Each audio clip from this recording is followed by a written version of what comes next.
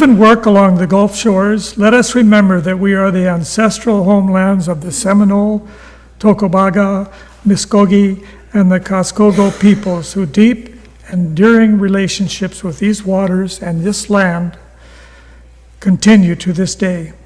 May our actions protect and preserve the environment and be guided by nurturing a reciprocal and respectful relationship with this place and its original caretakers. We offer a warm welcome today to our guests that are with us today, and we would like to get to know you better and invite you to join us following the service for our coffee hour and refreshments. Our mission states that we are a liberal faith community of all ages, promoting spiritual growth, social justice, and the arts. And today, lay-led services are a time-honored tradition in our heritage. Here at UUCTS, we value shared ministry and today offer this, I believe, which is a newer format for us, but something that's done in other UU churches. We invited two guests today, two members of our congregation, Catherine Ruby and Kathy Hopkins, to share with us their insights on spirituality and beliefs.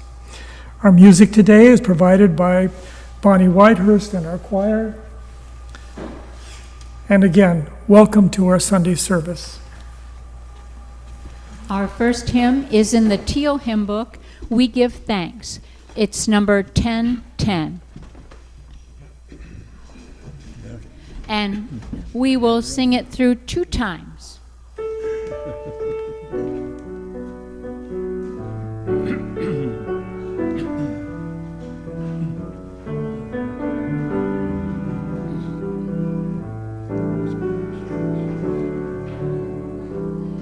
Oh, we give thanks for this precious day, for all gathered here and those far away, for the time we share with love and care. Oh, we give thanks for this precious day. Repeating. Oh, we give thanks for this precious day, for all gathered here and those far away, for the time we share with love and care. Oh, we give thanks for this precious day.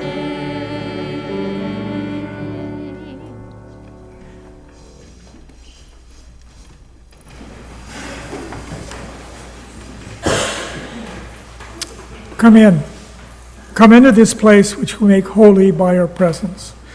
Come in with all your vulnerabilities and strengths, fears and anxieties, love and hopes. For here you need not hide, nor pretend, nor be anything other than who you are and who you are called to be. Come into this place where you can touch and be touched, heal and be healed, forgive and be forgiven. Come into this place where the ordinary is sanctified, the human is celebrated, and the compassionate is expected. Come into this place.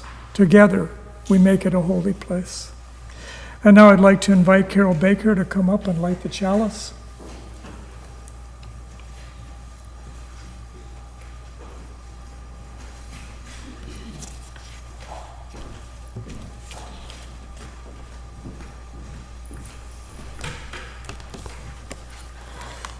Take a drink of water.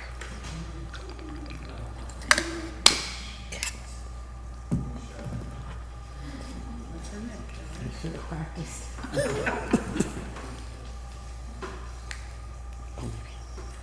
Okay, I should have practiced for sure.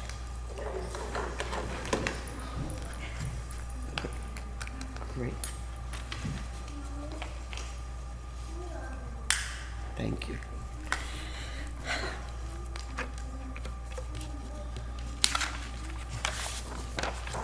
Thank you, Steve. We light this chalice as a symbol of our shared search for truth, our commitment to compassion, and our hope for a better world. This, I believe, that meaning is made in the lives we touch, that wonder can be found in the ordinary, that kindness and curiosity are sacred acts.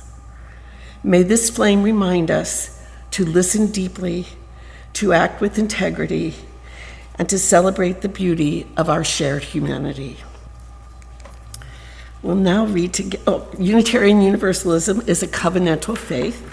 We'll now read together our congregation's covenant. Bill, this is what you need to change the slides. I forgot to tell you that part. Luckily, he did it a couple of weeks ago. So we strive to look for and encourage the best in each other as we move toward justice, peace, and love for ourselves and the whole world. And when we fall short, we will seek understanding, reconciliation, and return to covenant. And at this time, we will sing hymn number 123 in the Gray Book, Spirit of Life.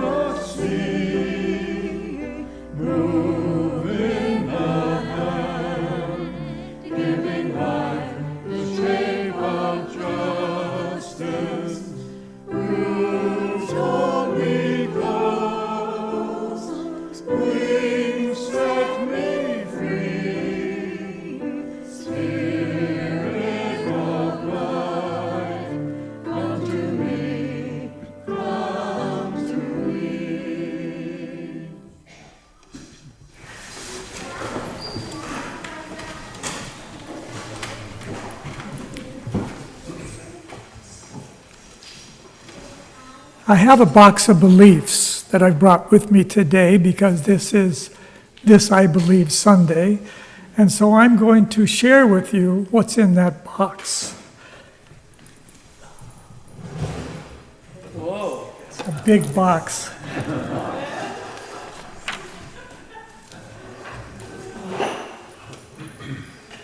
I wonder if I could use this mic right here.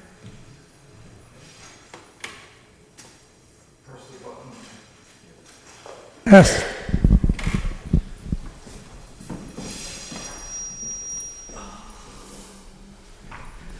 So in a minute, I'm going to ask some of the kids to come up and join me and help me pull things out of this box of belief that I have.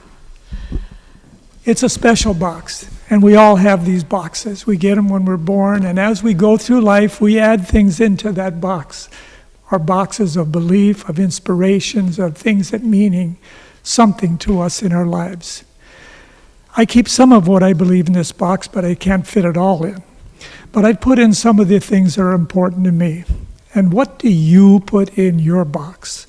Well, you could put in your spiritual beliefs. It could be things about nature. It could be things about, those stars that are up there. Or maybe, how did life come to being? The nature of human beings and the role we play. Maybe about what's right and what's wrong. And maybe, for us, what's most important in our lives. So for these things where do we get them? Well, we get them from maybe our parents, from our friends, from our family. Maybe we get them from school or from church. And I think oftentimes we get them from just things that we learn as we go through life. All of those things might go in this box. So If there's any young people that would like to come forward and help me with this, and we'll see what's in this box, okay?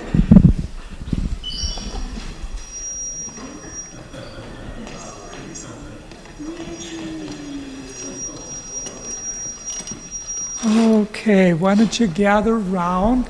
Maybe you can sit over here. Come on. Oh, can't grab you up. Hang on. Here, you want to sit down? Okay, why don't you sit right there? Okay. Who wants to be first? Not me. Okay, why don't you come on over? Pick something out of the box. You want that one? Yeah. Okay. So this is a little Buddha. This is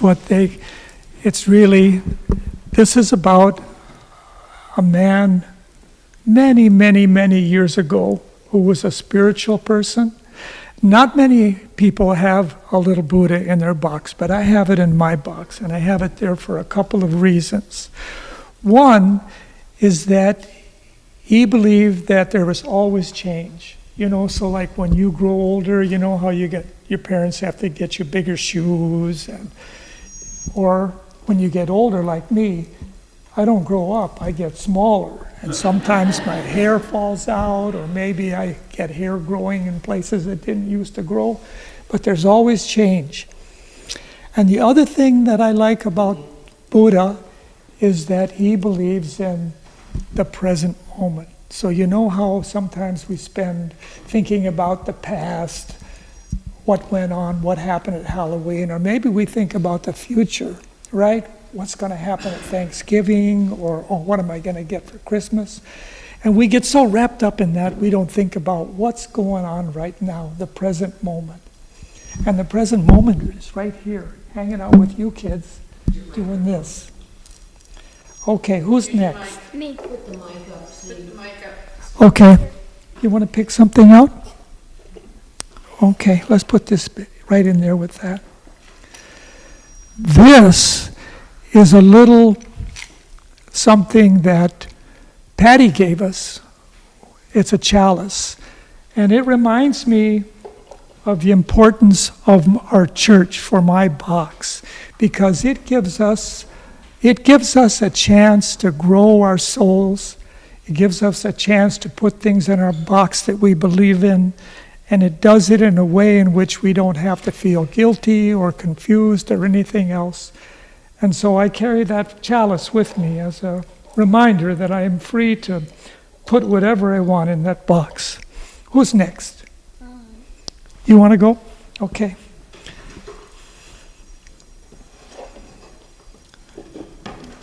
Oh, you got a good one.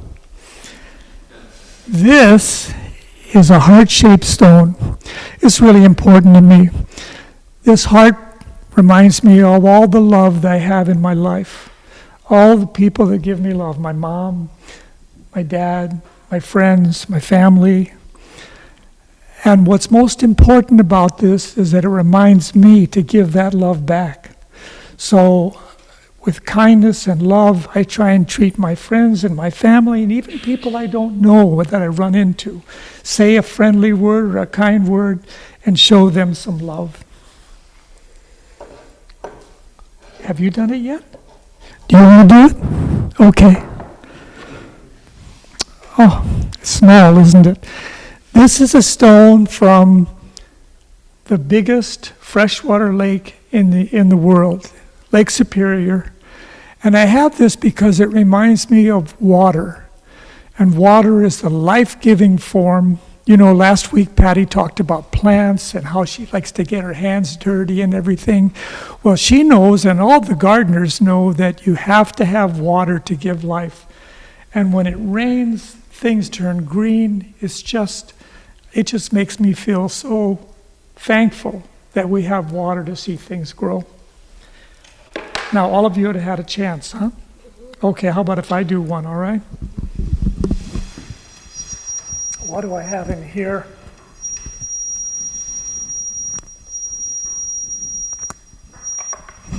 You know what that is? Acorns, right. And why do I have acorns in here? It's because it reminds me of the circle of life.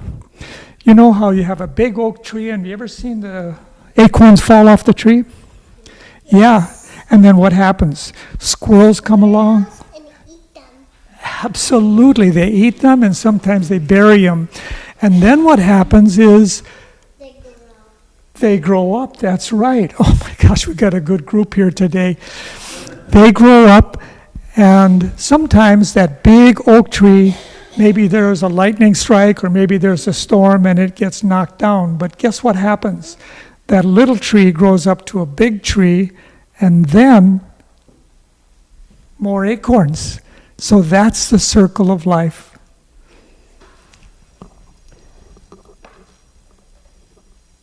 What's that? A pine cone. A pine cone. Why do I have this in here?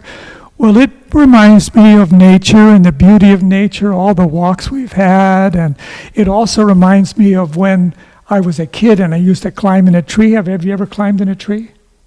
Yes. You probably have, huh? Yeah. And it reminds me of climbing in that tree and sitting out and by myself looking at life around me, and up in that tree by myself is just like what they call solitude. So I have one more thing. Can you go behind there? There's a tambourine back there. I'm so glad I got these helpers down below. No, this one down below. Right. So what is this? Tambourine, that's right. What this reminds me of is music, how important music in my life. I have a friend, Bill Coyle, he's in Philadelphia, and he says that music can save the world. Well, in my box, I think it can help me in the world. When I was young, I used to have nightmares, and I would wake up and I'd be afraid, and I would lay there and sing a song to myself, and guess what? I'd fall asleep and the nightmare wouldn't come back. So now I use songs, sometimes when I'm sad or sometimes when, I just sing a song and it really helps. So maybe we should sing a song, huh? Hey, Bonnie, can you give me a chord? That's a good one. So, that's a big chord. Music can make the world go round. Music can make... Okay, music can make the world go round. Music can make the world go round. I said music can make the world go round. Round and round we go. I said music can make the world go round. Music can make the world go round. I said music can make the world go round. Thank you. So I want to thank all of you for helping me with this today. I want to tell you one last thing, and that is that what's really important to me is that I keep this box open. Your heart. Pardon me? Don't forget your heart rock. Your heart rock. Yeah. The heart rock. So I keep this box open, and the reason I keep it open is because I have new beliefs that come in, and then sometimes old beliefs that I let go. And the other reason I have this box is because if I keep my box open and other people keep their box open, then we can share our beliefs. And when we share our beliefs, we have community. I want to thank you, all of you, for coming up and helping me. I don't think I could have done it without you. So, Bonnie,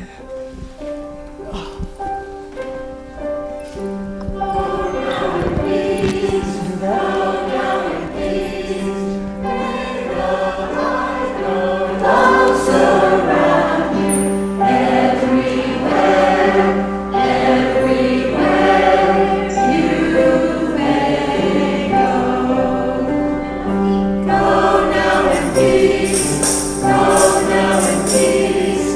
May the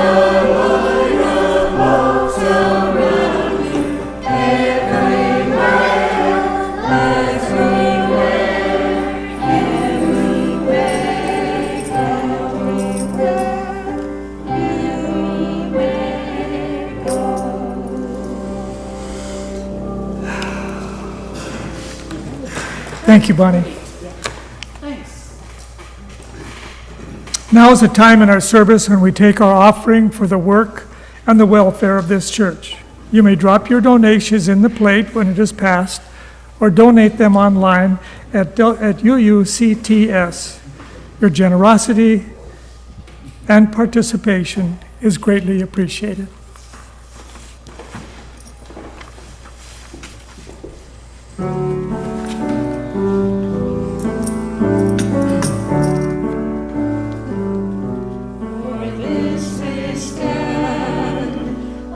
Peoples of the earth, in spirit as in law, across the sacred land, of worth and dignity, bestowed you each as right of birth, our lives in interdependence, for this we stand.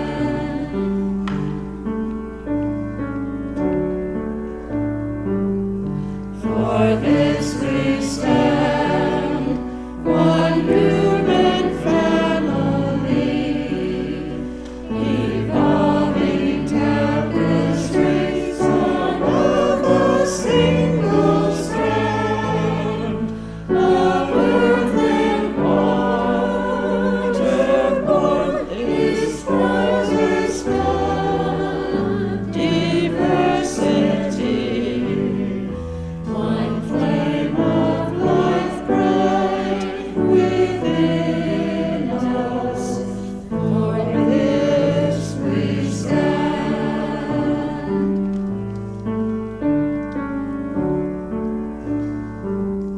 For this we stand, mysterious unity,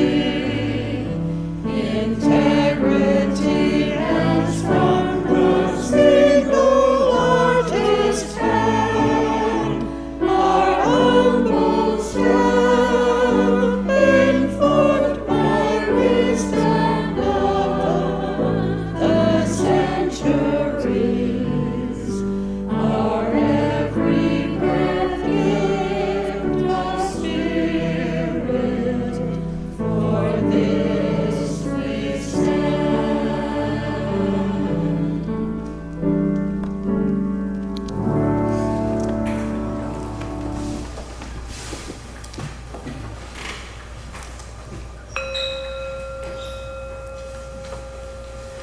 So now for a moment of meditation or quiet sitting by yourself, let us pause and listen to the unheard world. So relax in a comfortable position. Breathe in and breathe out very slowly, deep from your diaphragm. Quiet yourself and listen to the rhythm of your breath, your heart. Listen in the silence. Quiet the voice inside you. As you breathe, you may think something. Let it pass into you and through you. As you breathe, you may feel something. Let it pass into you and through you. Spend some time right here in the unheard world. And now, if you wish to, clear your mind and breathe and relax for a minute or so.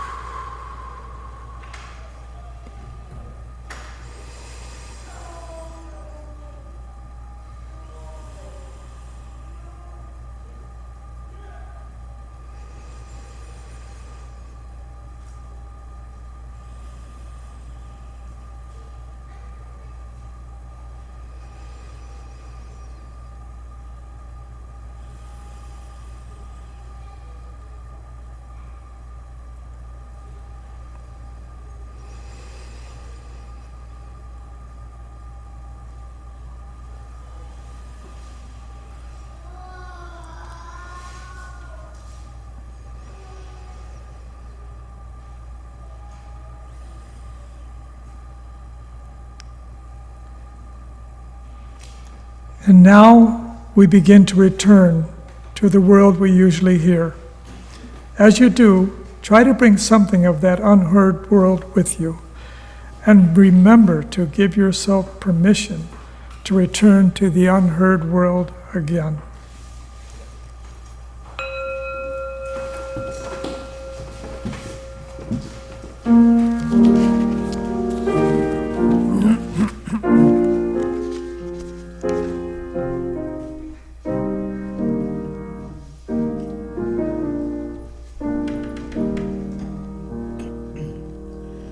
Be still and know that I'm with you. Be still and know that I am here. Be still and know that I'm with you. Be still, be still, and know.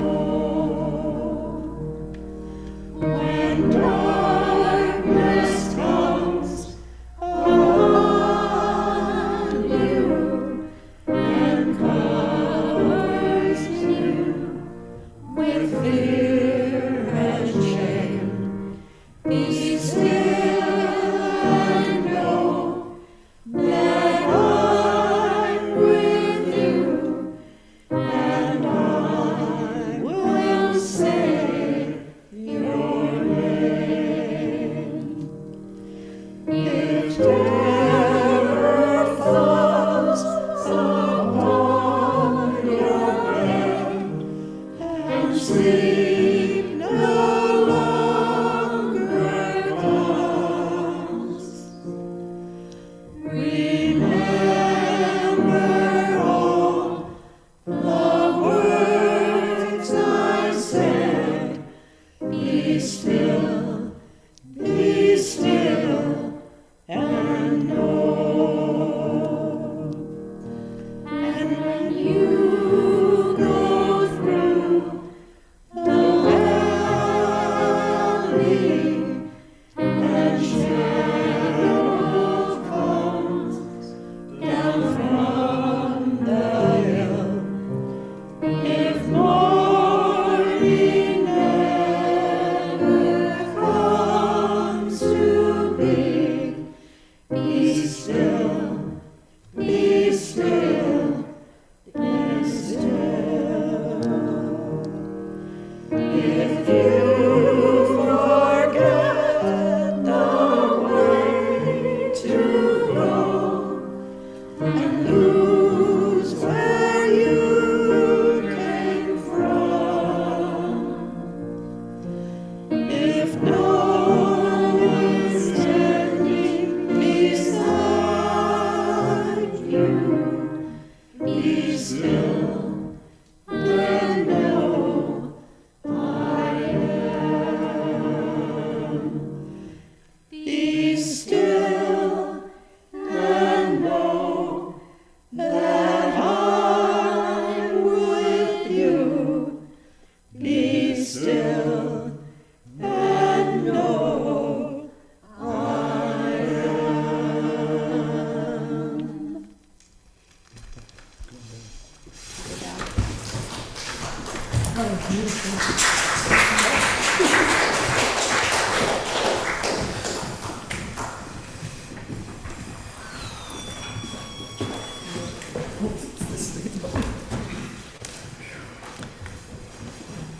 Before we hear from our speakers today, a little introduction. Today we are gathered for a newer tradition, this I Believe Sunday, where we invite members of our congregation to tell their stories. We ask them to open a window into their lives and spiritual journeys, sharing their insights and lessons learned. We, the congregation, have a sacred duty to bear witness to these stories. While we know our individual stories are important on their own, they are made even richer when we hold them together. It is a brave thing to say yes, and we accept their sharing with gratitude and reverence. And a big thank you to our two speakers today, Kathy Hopkins and Catherine Ruby. And then unfortunately, Catherine, and some of you may have heard, they've had a medical situation arise in their family. And so Catherine was not able to be here today. So on short notice, I'm going to step in. And I'm not going to tell you about this, I believe, because you already saw my box. So you pretty much got that down pat, you know. But I will tell a story. And then after that, Kathy can get up. So when I came to the Unitarian Universalist Church first time, it was in Matamidi, Minnesota, a small town in Minnesota where we spend much of our time in the summertime. And I drove by this little church, and it just was interesting to me. And at that time, I think my box was pretty empty. And so I went to that service, and they conducted their service very interesting. They didn't have a minister at that time, so they just had guest speakers both from within the congregation and outside. And then they would have discussion afterwards. And it was really an interesting format, and I really enjoyed it. So the second time I went, the next Sunday, Matthew Stark was the speaker, and Matthew was a very articulate guy. I think he was head of the ACLU at that time, and he was a firebrand. And anyway, he spoke on censorship, and he spoke about how we have to be on guard for censorship in all of our institutions, at home, in school, in government, all across the board. So after he spoke, then there's discussion. And there were a couple of gals that got a little wound up, and they said, well, you can't have complete open dialogue in schools. There has to be some censorship because you have to protect the youth from certain things that are said. And he went back and forth. He said, yes, well, that's true, but, you know, the benefits far outweigh that. And it went back and forth. And then finally, these gals, at that time, they were standing up, and she said to Matthew, she said, well, Mr. Stark, let me tell you something. You probably don't have an 11-year-old girl that came home crying because some boy said he was going to stick a stick up her. And it was just dead silent.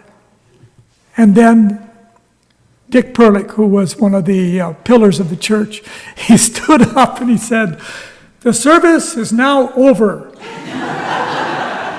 We will go to have coffee and we can continue the discussion. And I thought, wow, this is religion. I can get behind this. That's a true story. Well, I went it was either that Sunday or the next Sunday, and I went to one of the gals that had come up and introduced herself. And I said, well, what does the church believe in? And she said, well, here, let me get you this. And she gave me the 7 principles. And I read those principles, and I thought, this is powerful. I really like this, you know.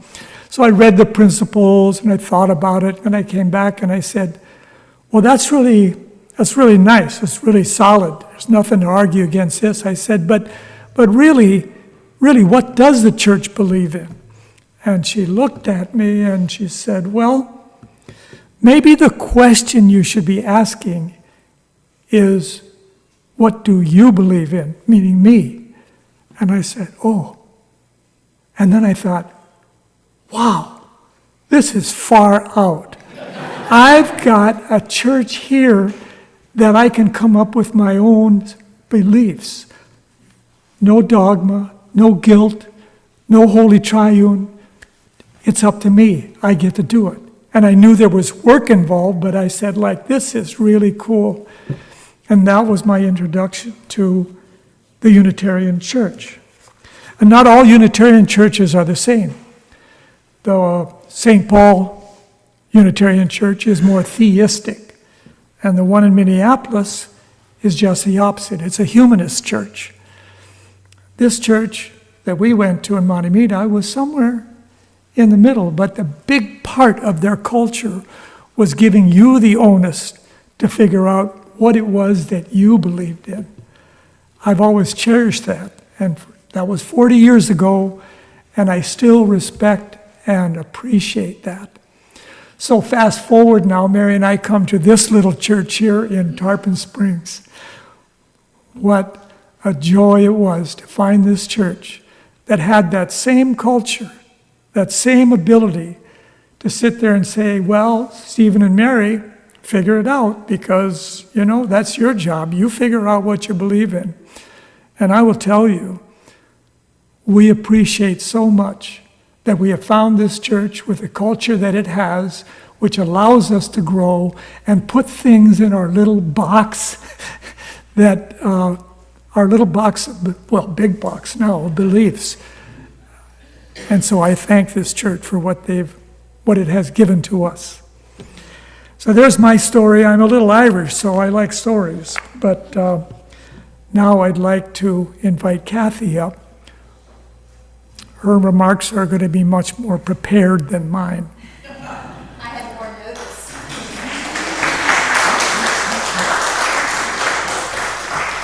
That was a great lead-in, Steve. Thank you. So, this is a story of my growing up and how I came to believe what I believe today. I realized as preparing for today how much of my current beliefs stem from my relationship with the Apostles' Creed, which every Sunday when I was growing up, we would recite that in the Presbyterian church. My father was the preacher, my mother was the music director, so that meant every Sunday.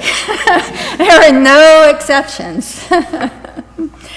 So from the time I was old enough to attend the adult service, I remember feeling a sense of pride in being able to open the hymnal to the correct page and stand and read every word.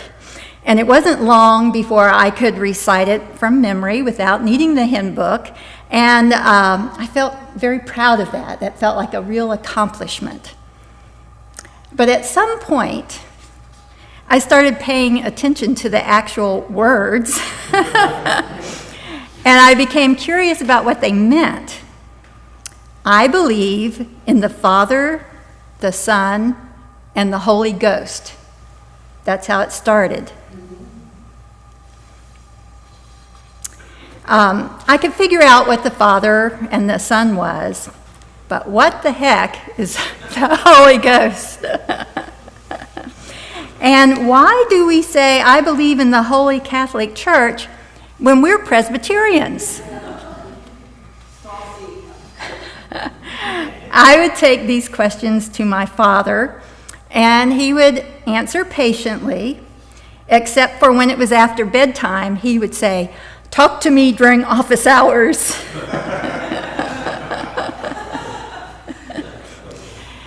So not long after my curiosity was satisfied, I started to doubt. I would ask my father, how could this be? How could Mary have gotten pregnant without a human father?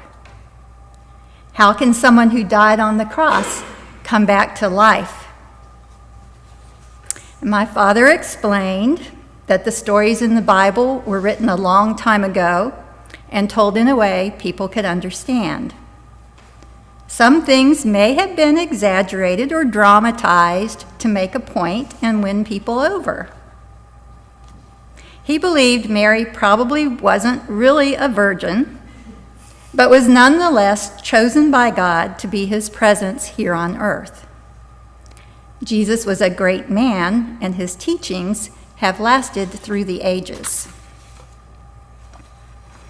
Okay, I could buy that. But what about my next question? And then my next question. I was full of questions, which he would patiently answer. And as I took it all in, I could reconcile much of it, but I wasn't totally sold on all of it. I started to resent those first words, I believe in. How could somebody else know what I believe? Shouldn't I get to be the one to say what I believe? Fits with exactly what you were saying. So I started to challenge my dad even more. Do you believe that? And why do you believe that? I wasn't just questioning. I was making him defend his beliefs. And along the way, I was judging for myself what I believed. For one thing I firmly believed was I am the only person who gets to say what I believe. Always in these discussions, my dad was patient and respectful of me. Never did he come across as defensive. He was honest and loving while explaining the beliefs that shaped his career and his entire life. Never did he attempt to tell me what I should believe. Only now do I truly appreciate what a gift that was. Eventually, the path to my why questions boiled down to one question at the root of all others. Why do you believe in God? Meaning, what proof do you have? How do you know for sure there is a God? And his answer, I have faith. Well, I rolled that around in my head a lot. And I finally interpreted it as he wanted to believe it. It was important to him, deep down inside, to believe. It was his gut. He could feel it in his bones. No proof. He couldn't defend it. He just knew it to be true. He just had faith. Well, I didn't share that faith. I simply didn't feel what he felt. Out of respect for my parents, I continued to recite the Apostles' Creed every Sunday until I left home for college. In early adulthood, the next phase of my religious development, I found it easier to define what I didn't believe in than what I did. I did not believe in God the way God is usually defined. I believed Jesus was a wise prophet, and I believed in living my life according to his teachings. Love thy neighbor as thyself, do unto others as you would have them do unto you. Most of the 10 Commandments were things that I could abide by, but I didn't like the absolute black and white language.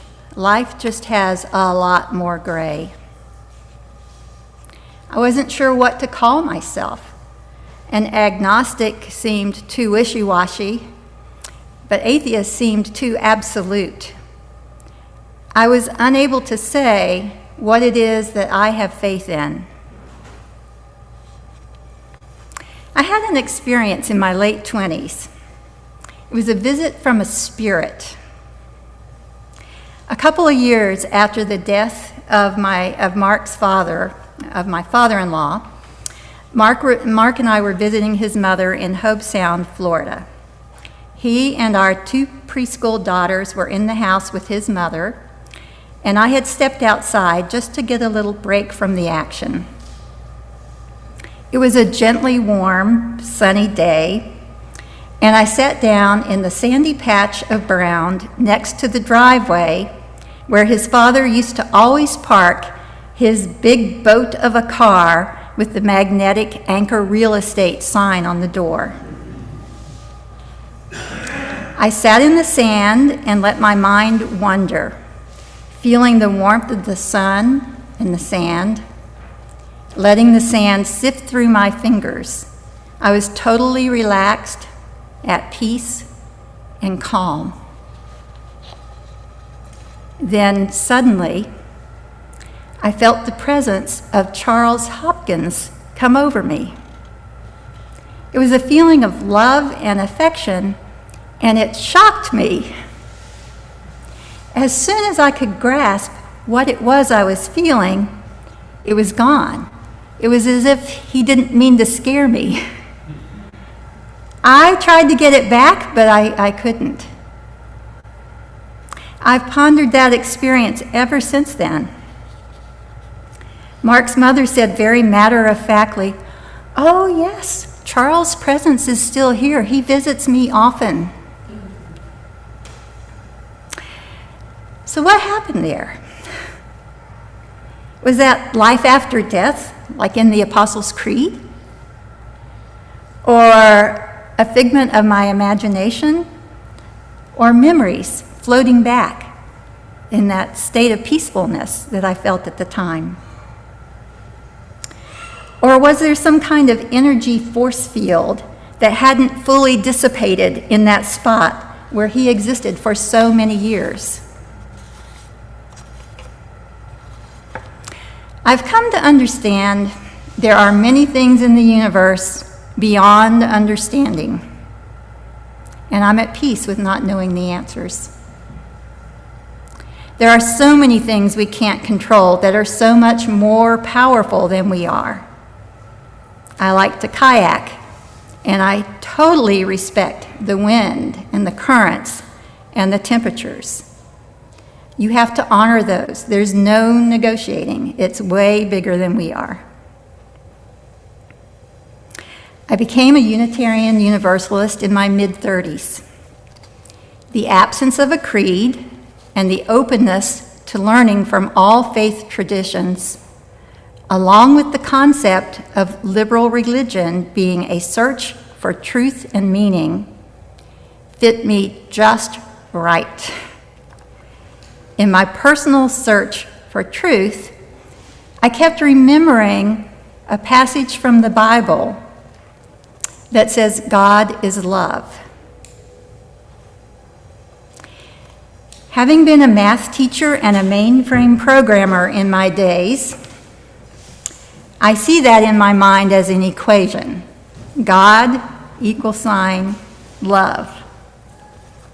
In the math world, you can flip equations around and they're still true, right? 3 + 3 = 6, and 6 = 3 + 3 are both equally true. In the COBOL programming language, the computer assigns the value of what's on the left side of that equal sign to what's on the right. So if you switch the equation around, God = love, and switch it to love = God, then love becomes the definition of God. All right, so that's enough nerdiness. Sorry, Greg.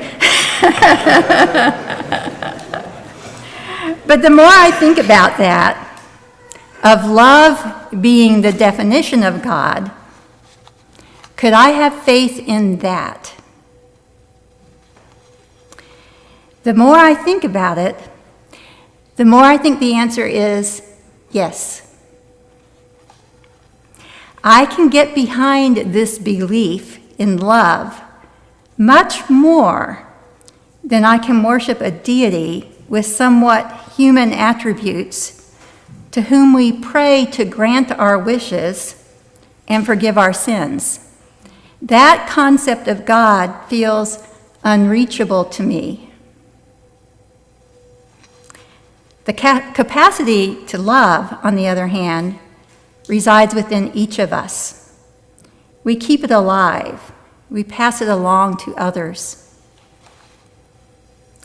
And love, when it is united within a group of people, creates a kind of spiritual energy, a power, a force. We see that force in action in political rallies and protests. I felt it on No King's Day. You may feel it at a concert. It sometimes moves us when we have a spiritual moment here in church together. It's something that I've experienced, and it's real. And it's something I can influence. I can work on becoming more loving. I can share love with those close to me in my family and outside of my family and help them develop a sense of love for themselves and others. I can contribute to making the world a better, more just place for everyone, just as a drop of water can contribute to a stream and a river and then become part of a mighty ocean. I have that within my power and influence. It's part of me. It's part of everyone.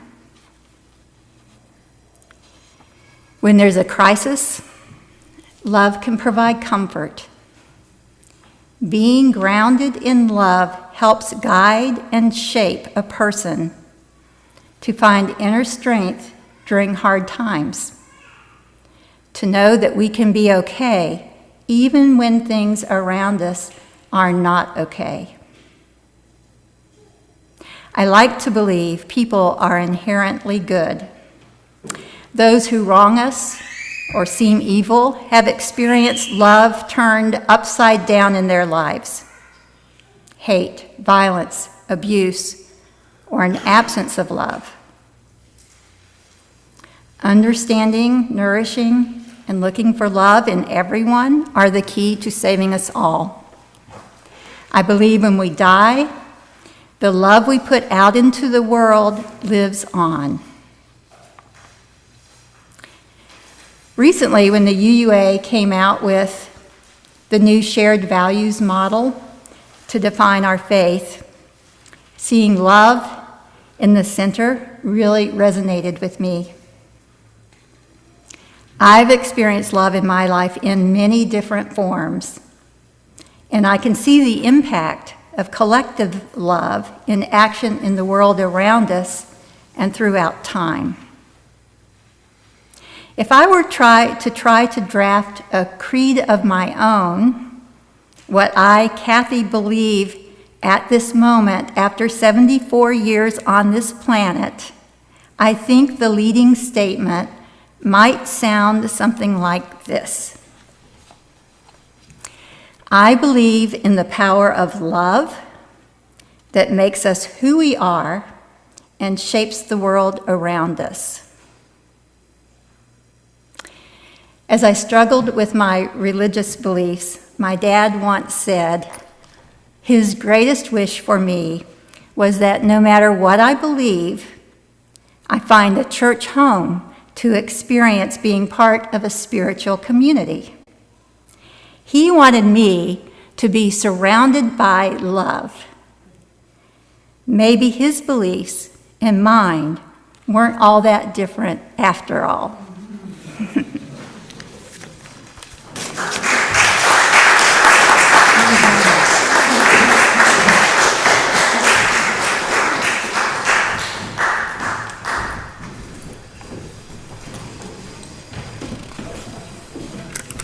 Our final hymn is In Your Gray hymnal, For All That Is Our Life, and that is number 128. 128.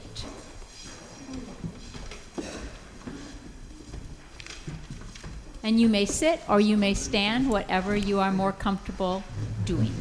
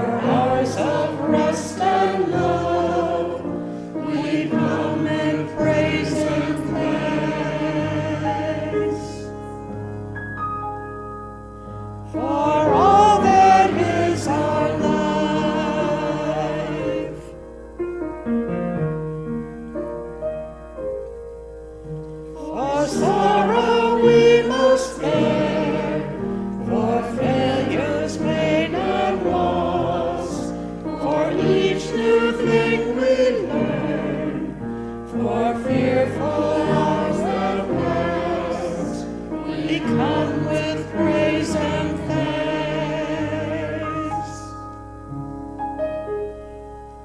for all that is our life.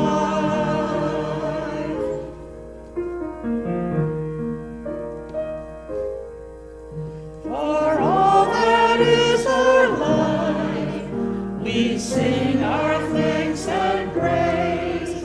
For all life is the gift which we are called to use to build the common good and make our own days glad.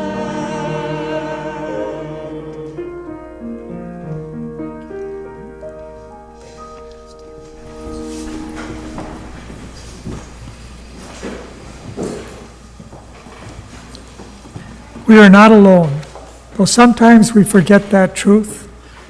We are woven into one cloth, one gorgeous blanket, designed for use, for comfort, to sustain, to love, and to grow.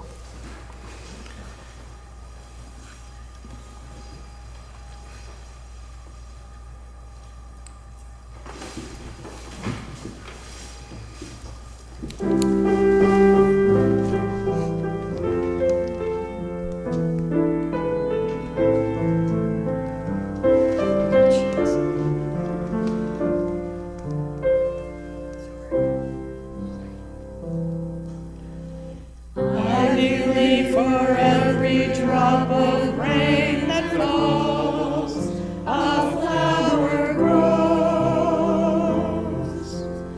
I believe that somewhere in the darkest night, a candle glows.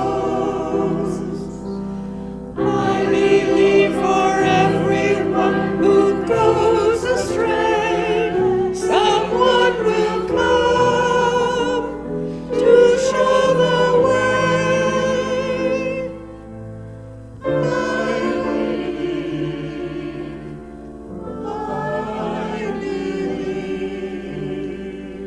I believe above the storm the smallest prayer will still be heard.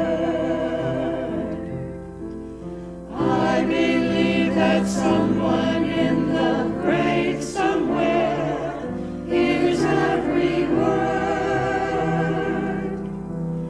Every time I hear a newborn baby cry, or touch a leaf, or see the sky, then I know I believe.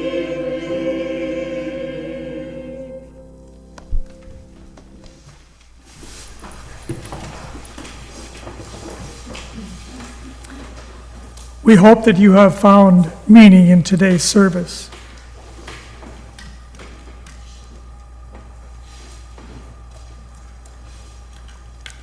We extinguish this flame, but not the light of peace and love, of the stories we hold witness to for ourselves and for others.